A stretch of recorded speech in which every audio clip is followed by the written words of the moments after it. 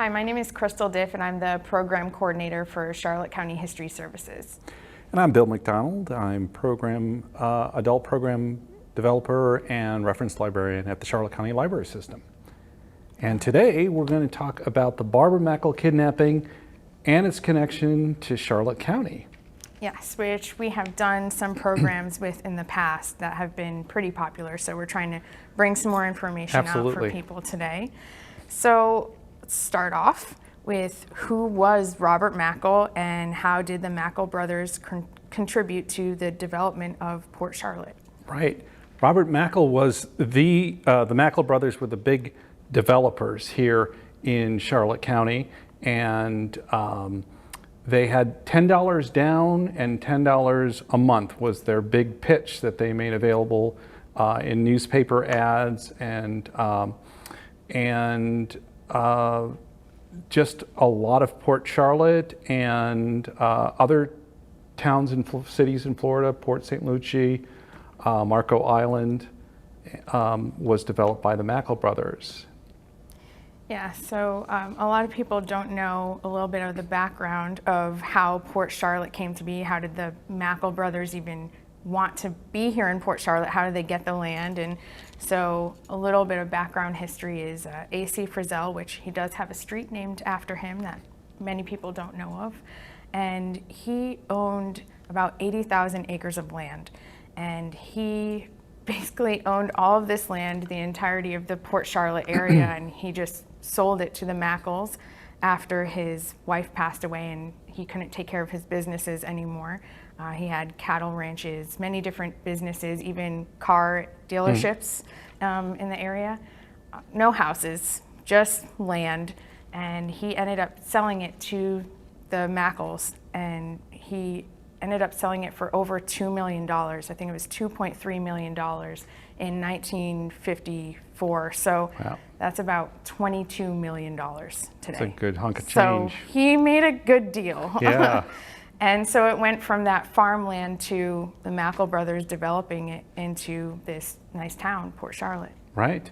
In fact, the cultural center was developed by the Mackle brothers because they found out once people moved down here, they enjoyed living in Florida, but they missed socializing with other people. They missed like adult classes and adult education classes. And so the cultural center was started by the Mackle brothers, as was eventually the Port Charlotte Library was all connected as well. Yeah, pretty neat. So big impact, a little bit of history behind that. So who was Gary Stephen Christ? Gary Stephen Christ was the principal kidnapper of Barbara Mackle, which was Robert Mackle, one of the Mackle brothers' daughter. And Gary came from Alaska. He came from a fishing family. And Gary was exceptionally bright in school, picked up concepts and lessons very quickly, did very well in tests.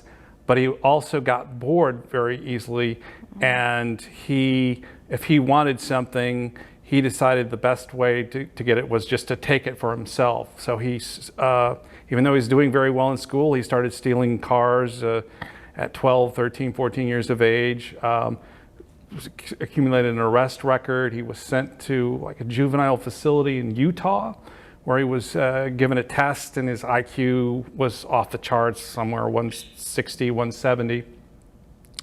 And he was later let out and started college, I think, in Colorado, and did well, but got bored again, kind of the same patterns, and stole a car, was arrested, and then after a while, he got a job at Massachusetts Institute of Technology, MIT, as a research assistant. And the professors all liked him because he could read one of their papers immediately and discuss the concepts of the paper.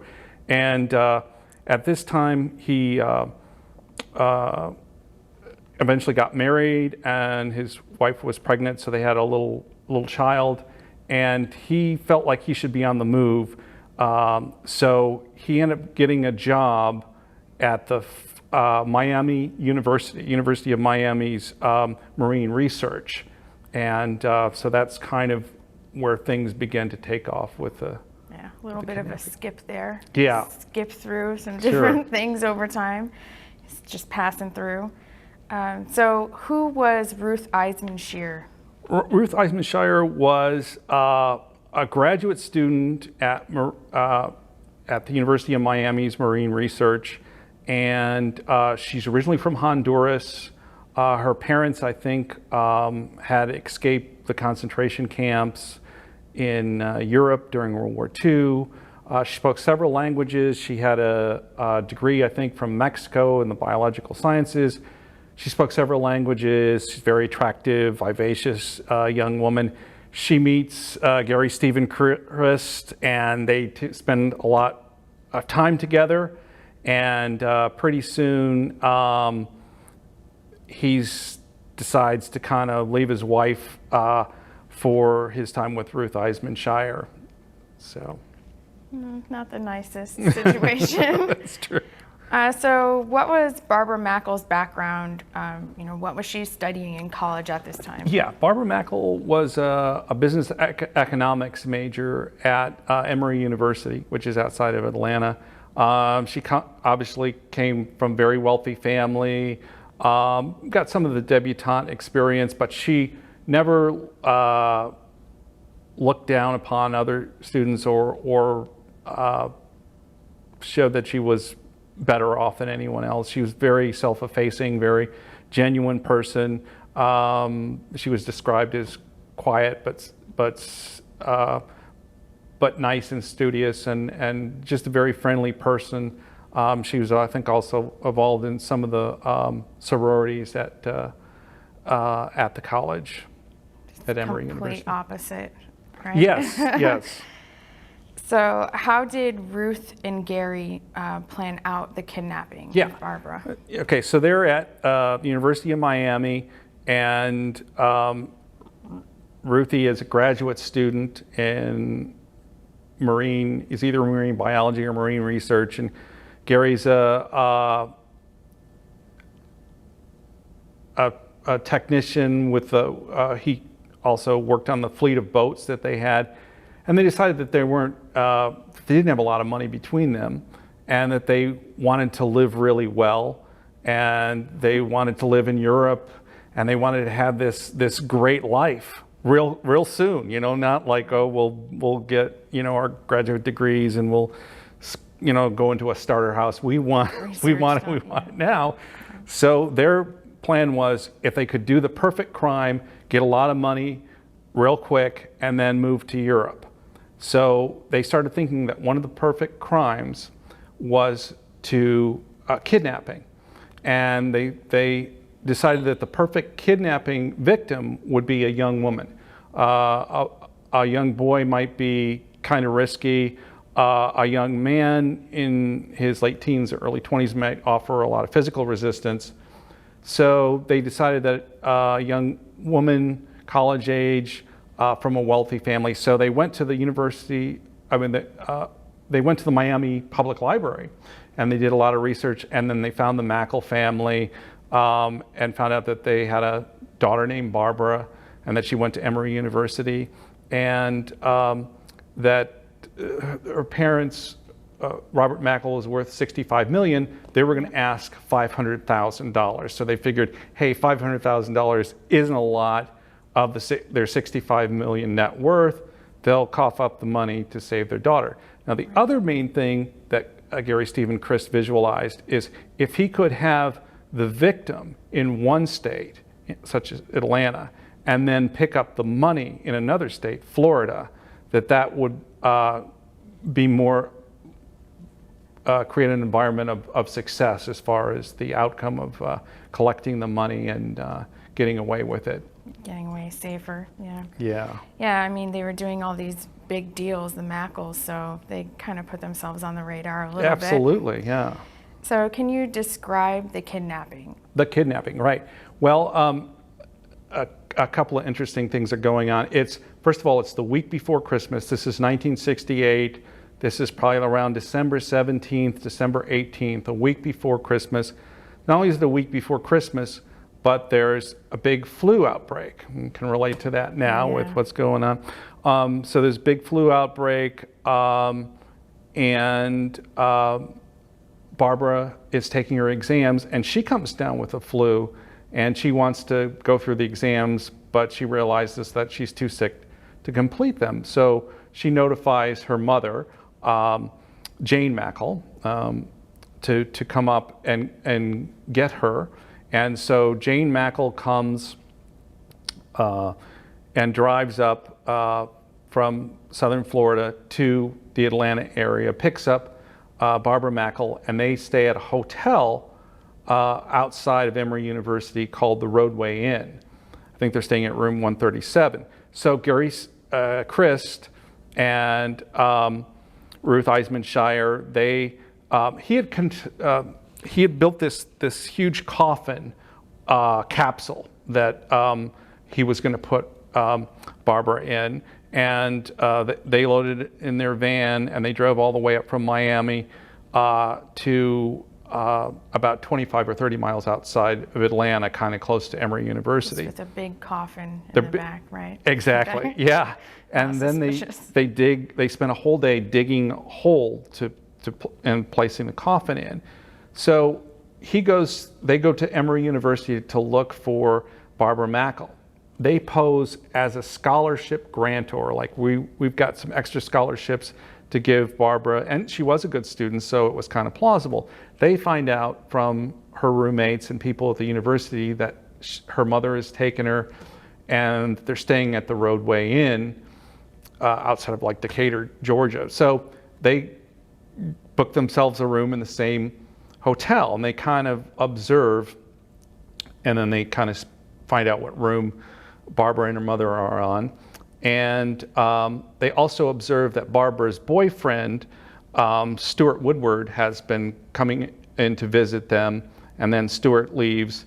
And then around the same time, Gary Stephen Christ and Ruth Shire went to a cafe for lunch, and they noticed a police officer was there having a piece of pie or something, and he went up to go to the restroom, and he left his police cap there. Oh my gosh. So Gary, of course, takes the cap, and then now they've got, okay, now we can come in and knock on the door, pretend we're police officers, and say, we believe that there's an accident, that a young man has been injured, so they knock on the door about 9 or 10 o'clock at night, and they're very skeptical of, or Barbara is very skeptical. Her mother decides to open up the door slightly, and then they just bust it on through. So Gary Stephen Christ, and then Ruth was wearing a ski mask, and she was shorter than Gary. Gary's probably well over 6 feet. Ruth is probably 5'5" or 5'6". So they originally thought, both Barbara and her mother thought that Ruth was a young boy, maybe a 12 or 13-year-old boy. They chloroform Barbara, she passes out, and then they tie her mother, Jane Mackle, to the chair. And then they take off with Barbara Mackle to go to the capsule that they have built for her.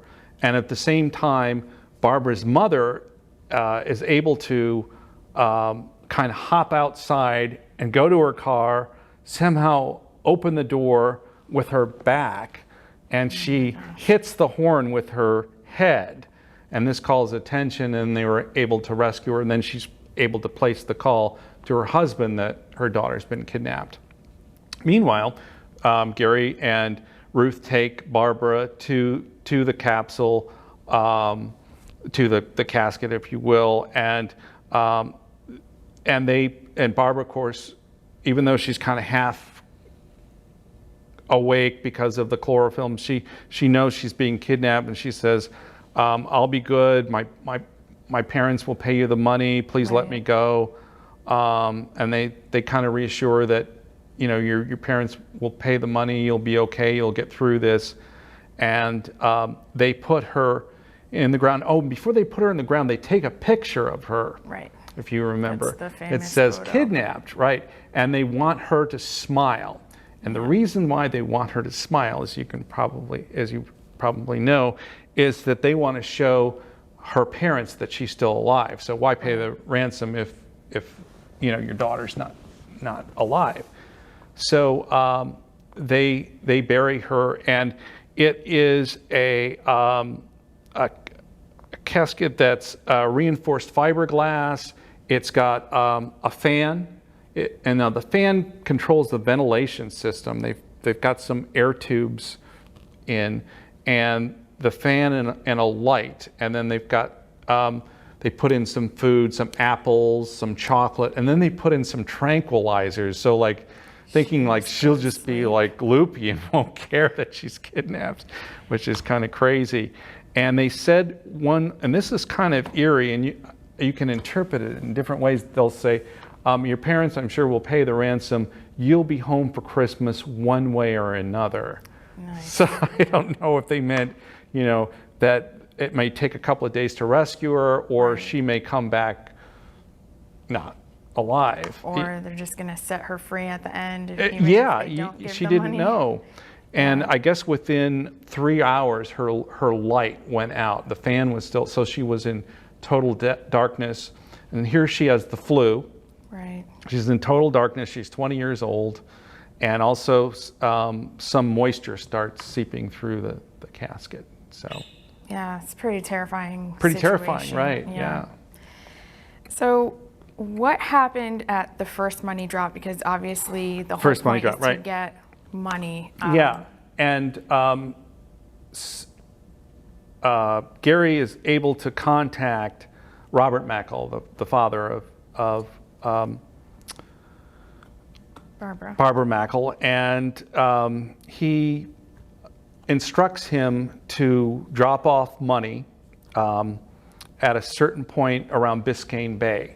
And also helping Robert Mackle is a former Heisman Trophy winner by the name of Billy Vessels, who's in a little trivia thing in a movie called Diner, where they ask a question about football knowledge, and Billy Vessels is one of the answers. But he works for Robert Mackle, and so he helps deliver the money. Now what happens, and this is totally unrelated to the money drop-off, is that there's two policemen that come to respond to what they thought was another break-in that had nothing to do with the Mackle kidnapping. So, but Gary and Ruth see, Gary Stephen Christ and Ruth Eisenhower see two police officers, and they decide to split from the scene. Yeah. Now this cracks it wide open, because they split, and originally they had planned, and once they got the money, they were going to meet in Austin, Texas, and then somehow get a boat and go to Europe. So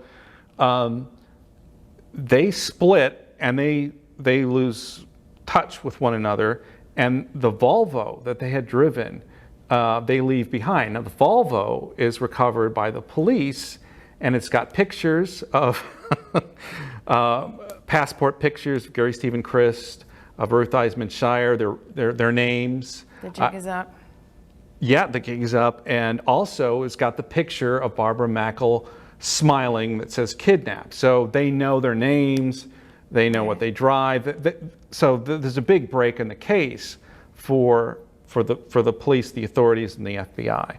Now, what's going through Robert Mackle's mind is that he doesn't think this is a good thing, because he wants to just get his daughter back. Right. And so he's got to contact Gary Stephen Christ and say, look, I had nothing to do with those police officers. That was just coincidence. Please let me get you the $500,000. And the $500,000 was going to be all in 20s too, which I thought was interesting. And that just got dropped and left, and then the police officers picked that up, or do we know who picked that up? I think the money was never handed off, because as soon as it was, Ruth and Gary saw the two police officers and split. So then they have to set up a second rendezvous. So, what was Barbara Mackle's experience in the box like, and how did she cope with being inside of the box for so long? Well, that's an interesting question, because I think I probably would not have done well, and I'm not even claustrophobic, but she was able to think of different times in her life that she was happy, and just sort of have faith that she was going to be rescued. And you have no idea if you're ever you're in total darkness. Right. No one knows where you are at this point. She doesn't know where she is. Yeah. She doesn't know where she is. She doesn't know the surroundings. So she starts singing songs, and she remarks that she had a not a great voice, so she made herself laugh. She's thinking about ice skating with her boyfriend, Stuart Woodward, and also maybe some kind of horrific thoughts like, well, they're not going to rescue me in time. So she was able to think positively sometime, but she obviously fell back on negative thoughts like we all would. Right. But she kept a real positive attitude considering the circumstances, Yeah. which is amazing. Sounds like it. So now we went through the first drop that was Right. failed. So what happened on the second drop, and how did Gary Christ end up driving a boat? Yeah. So the money is somehow Robert Mackle and Billy Vessels are able to get the money to Gary Stephen Christ. We don't know at this point where Ruth Eisenhower is. They've lost contact with one another. So Gary gets the money, and as soon as he gets the money, he contacts the FBI in Atlanta and describes the coordinates where Barbara Mackle is buried.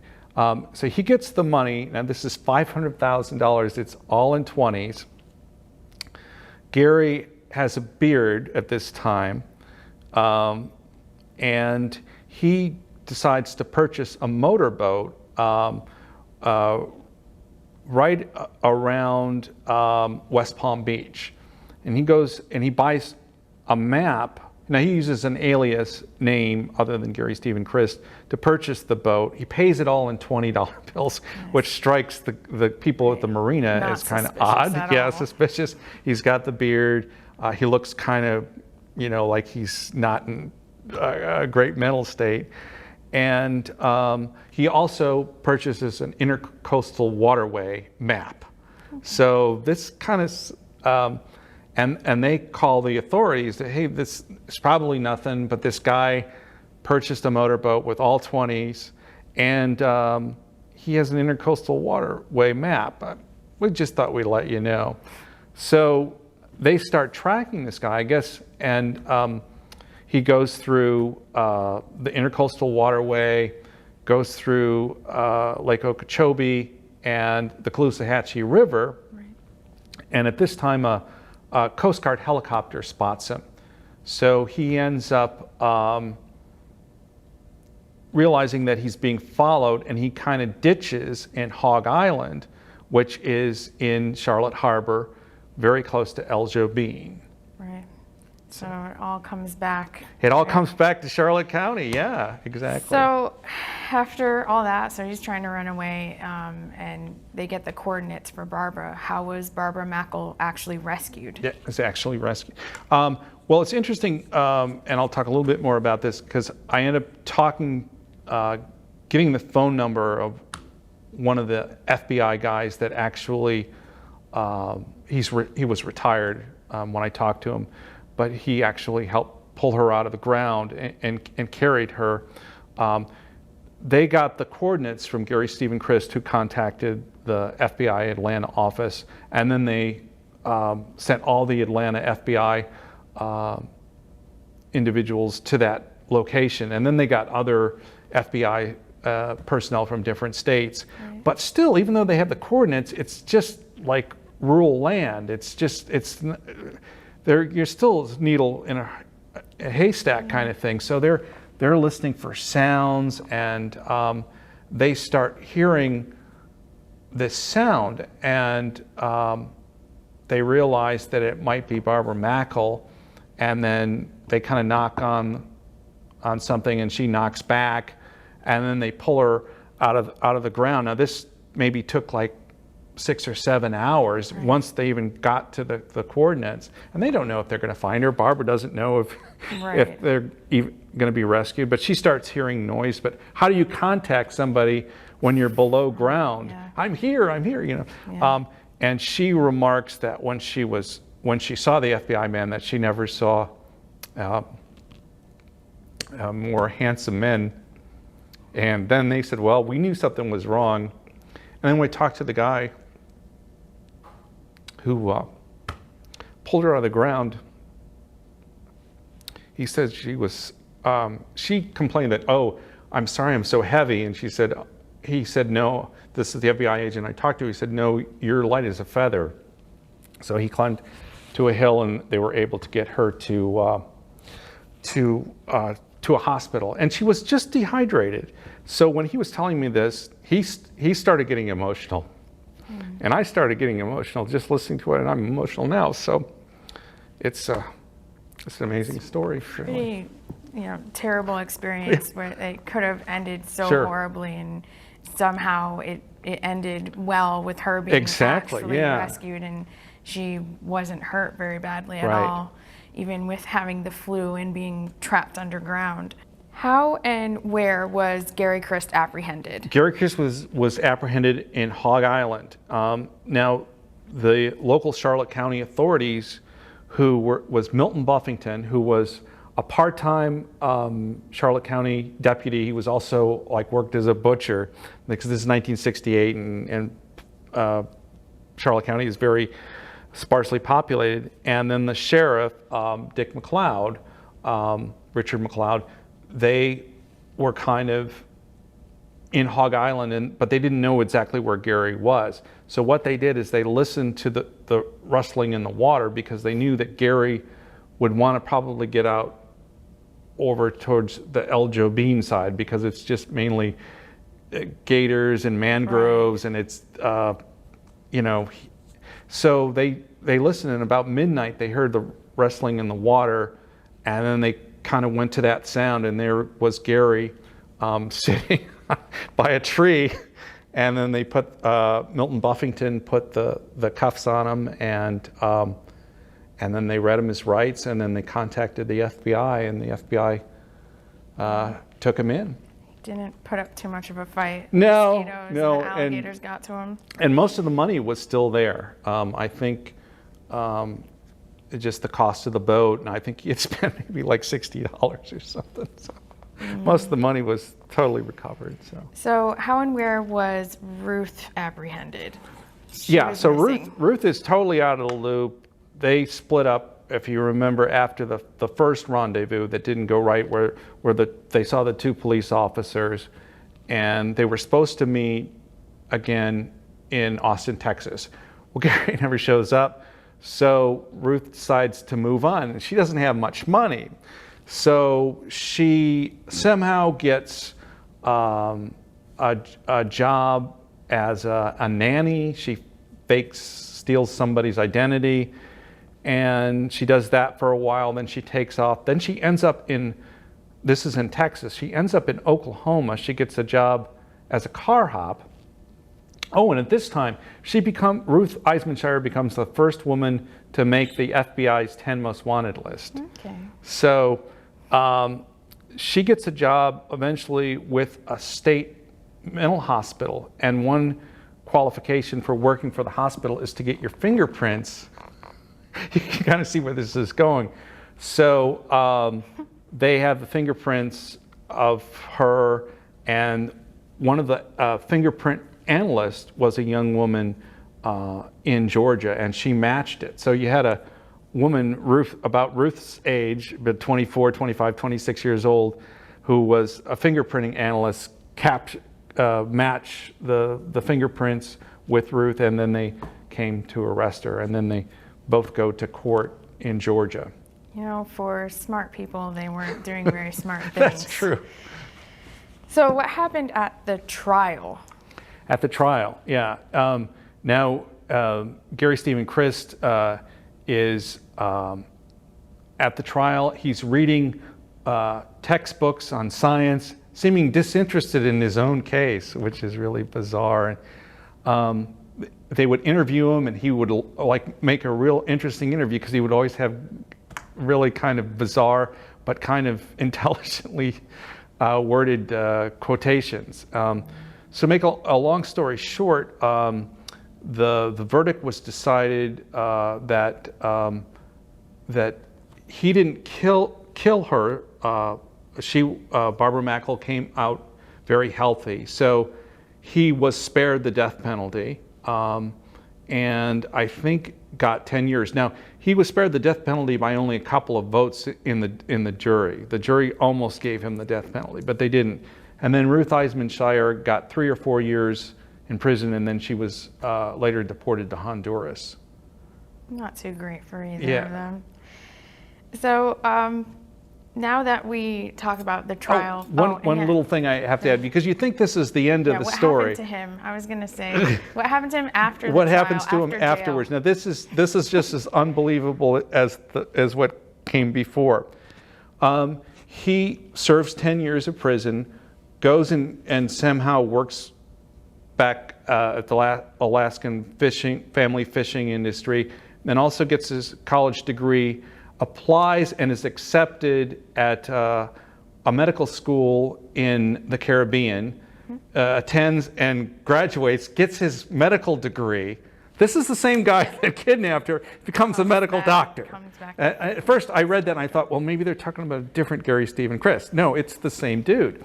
So he gets his medical license and he starts practicing in various states, can do it for a while until they find out, hey, this is the guy that kidnapped Barbara Mackle. So his medical career never really takes off because as soon as it gets going, people discover who he is. So then he starts running a cocaine to various South American countries and is later jailed and imprisoned. And I think he was let out a couple years ago, and I have no idea what he's doing now. We'll soon hear about it. I'm sure. So we talked about at the beginning that we've already done the dramatic reading of this, and we've done that in the library. And I guess we can talk about what that experience was like to do that reading here for the public. Right. Do you have any comments on that? Well, yeah. Just a brief description. I had never heard of Barbara Mackle or the kidnapping until I was chatting with somebody, and they told me about the Barbara Mackle kidnapping. It was just unbelievable. And you know, like first time you hear something unbelievable, you kind of stop in your tracks and then you go on with your life. And then, because I do one of the book discussions here, we read Randy Wayne White's Dead Silence, which is also about a kidnapping, and they mention the Barbara Mackle kidnapping because the kidnapped victim in the book is held underground just like Barbara Mackle. And then I said, wait a minute. People have to know about this, and there's something maybe the library could do. And then I remember I talked to you about it, and you mentioned that you were also thinking of doing something about Barbara Mackle. Right. And then I ended up playing Barbara Mackle. That's right. So what was that like? So I was a little nervous about that at first because she is still alive. Telling her story, this isn't... So to me, it was very important that the story was told correctly, and because she's still out there. This is her life story. This is still raw. Could be still raw for her and her family. So I wanted to make sure that we didn't step on anybody's toes, but that we were telling the story in a way that people would remember this story, and that how courageous she was and how well she did during this whole entire thing. I mean, such a traumatic experience. And also just the tie-in to Charlotte County, because not everybody knows how many ties there were to Charlotte County, just with the Mackle family in general, and then with the kidnappers coming back into Hog Island and things like that. So the connections here are kind of crazy. So it is, yeah. I wanted to portray that story because people are always saying, well, nothing ever happens in Charlotte County. Right. Nothing ever happens here, but that's not really true. We have so much history to tell. So, being Barbara Mackle, I guess it was a little frightening at first. I wanted to make sure I was doing a good job, but people really like to hear the story. And so in the end, it turned out pretty great. And how many times did we end up doing it? We ended up doing it two times. Yeah. And we packed the entire room. Yeah, so absolutely. people are very interested. And I also really liked that we were able to get in some of the people that were involved. Oh, and right. You really dealt with that. Right. So tell me who you got to come in. The first call I got was a woman whose husband had worked on the case. Her husband wasn't alive anymore, but, and I'm not expecting this at all. No. I'm just hoping that some folks come and see this thing. And I get a call and say, oh, I'm so glad you're putting this on because my husband was involved in that. And then she gave me the number of the FBI person who retired, who was the one that helped pull her out and carried her. And that's just like history just coming in and embracing you, And then a couple hours before our first performance, I get a call from Milton Buffington, one of Milton Buffington's relatives, and we put him right in the reserve, right front seat, and had him stand up, and that was just like it was special. It was special to have people there that were connected to the case. Right. So I think you did a great job in bringing those people in. And shout out to the Historical Voyagers team. Oh, absolutely. The Historical Voyagers helped out and played so many of the characters. Parts. Yeah. The other interesting thing was that, and this was just chance, we did it in 2018, if you remember, and 2018 was the 50th year anniversary of her kidnapping.